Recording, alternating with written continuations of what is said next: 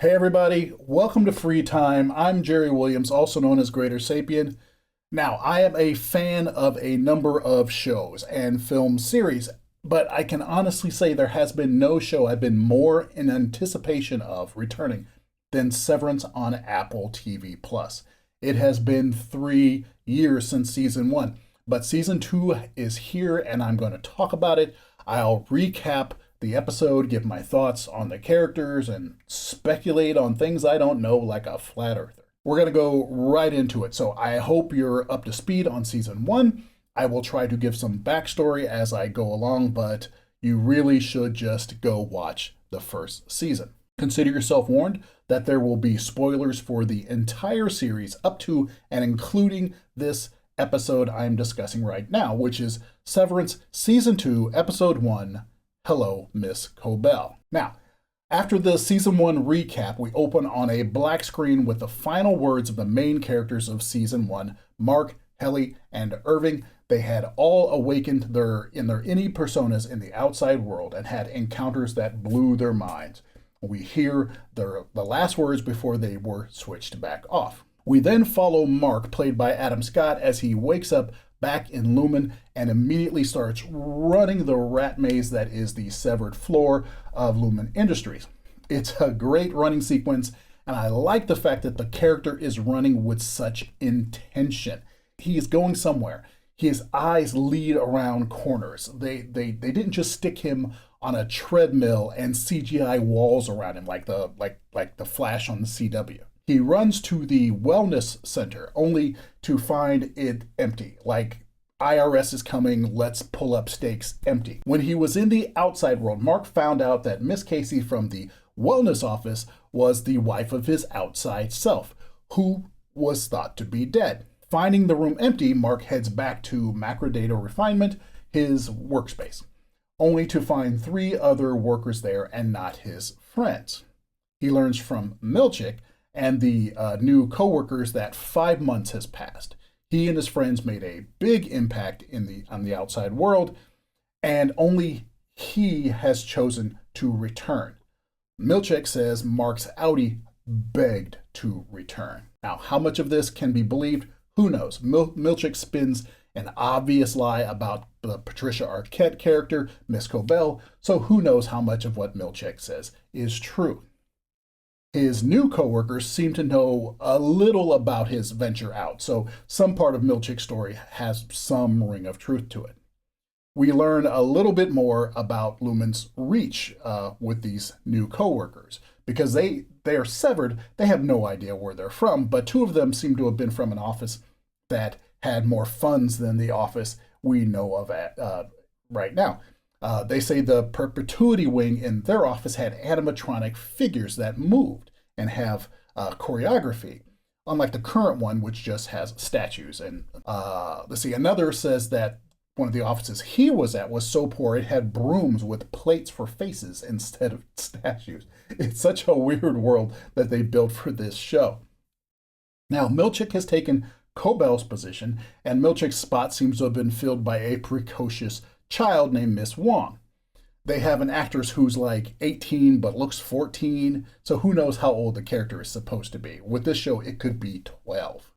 Mark tries to sabotage one of his new coworkers, does something unspoken to the kitchenette, all as a distraction to get to Milchick's office to get on the communicator with the board of Lumen, where he demands to have his original coworkers back before being caught. All this chaos seems to pay off because he is then sent to an seemingly all new section of Lumen, still severed, where he is joined by his coworkers, Helly, Irving, and Dylan.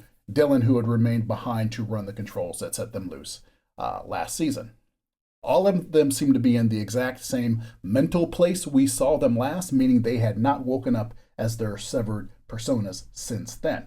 They make their way to their workroom pretty freely, and the new coworkers have gone. So this makes me wonder how much time has passed since Mark was sent down the elevator. Seems to me they didn't really go to a different section of the building, but instead this floor has been redressed. At this point, our heroes notice the security cameras that were once prominent seem to be gone. They are then told to see Milchick in the break room. The break room, as we all know from the first season, was the room where employees went to be disciplined. The company broke you down psychologically through a marathon repetition of an apology statement. That they are all going to the break room together says something new is happening. They head down the creepy, dark, and comically narrow hallway to the break room, only to find Milchick waiting in a small theater room. Now, I have to say, the actor Tremel Tillman, who plays Milchick, is crazy good. The smile on his face when they come into the room is filled with so much. Mark says, and Milchick seems to agree, that the board has reconsidered Mark's demand to have his team back. Again, this makes me wonder how much time has passed since Mark was sent down the elevator. He goes on to show them a new internal company PR video that he claims will be shown to all the other severed employees who work in the building going forward. The video is a fairly well-produced claymation short, which is leaps ahead of the 8-bit animated pieces we saw on display in Season 1. It's basically a recap of the rebellious actions of Season 1, spun by the company as a catalyst for growth that the company greatly appreciated. It outlines what it considers incredible reforms it's implemented for the lives of the innies, though any outside observer can clearly see it's just shiny window dressing. But even though it's obviously the case, it shows how deeply ingrained the cult of Kier is, and because our characters can't help but still be a little drawn in by the propaganda. We learned that Lumen has operations in 206 countries, and there are several workplaces all over the world. I'm not sure if that was mentioned in Season 1. After the viewing, the four are told that they have a choice to stay or go. If they choose to stay, they just go back to work. If they choose to go, their any persona will just cease to exist. Now, as a viewer, this is a choice I don't trust. The Audi, the original persona that chose to be severed, makes the decisions in this framework. Milchick seems to be saying, your Audi is allowing you to choose. If you choose to leave, then your Audi is out of a job, and it's okay with that. That doesn't ring true to me. Something else going on. The team is told that there are no more recording devices, and though they don't fully believe that, they take the opportunity to finally get caught up with what happened when they woke up in the outside world. Mark explains that he woke up at a dinner party for Rick and Hale, a new age pop philosophy author who happens to be his brother-in-law. Now, they all know Rick and Hale because in Season 1, Milchick mistakenly left a copy of Hale's book where they could find it, and they all read it. Now, the book is comically poorly written, but contains gems of a kind of counterculture rebel outlook. And given the fact that no severed employee has ever read anything other than Lumen Cult of Kier propaganda, that book was literally revolutionary. Mark then stuns them by revealing that his Audi was married to Miss Casey, the wellness counselor, and he believes his wife to be dead. I'm sure at some point I'll have a chance to go into the messed up life that Miss Casey seems to have had. Next, Helly lies and says she woke up a normal, boring person in an apartment. Now, all viewers were waiting for her to reveal who she was because we know it would be an atomic bomb. But apparently, Helly isn't ready to tell everyone that her Audi is Helena Egan, heir to the Egan legacy, soon to be in charge of Lumen Industries, who severed herself in order to sell the wonders of the procedure to a wider audience. A goal she has had since she was a child, with the ultimate goal of severing every person they can, the whole world, her father says. But she lies and tells a mundane tale. Now, I have to say, at this point, my spider sense started tingling, and I began to wonder if this was Helly at all and not Helena, the Audi persona, just acting like Helly. We know that everything up until now had been heavily recorded, and if it is actually 5 months, it would be enough time for Helena to learn everything about everyone and enough to fake it.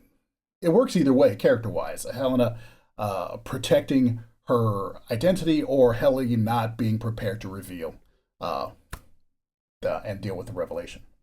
Now, I can say that I lean toward it actually being Helly because I trust the writing and the acting in this show.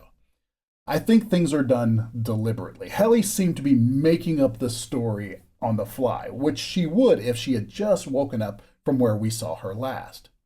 A memorized story would come out faster and probably be less bullshitty. So I'm trusting the execution here. But my first instinct was, I don't know.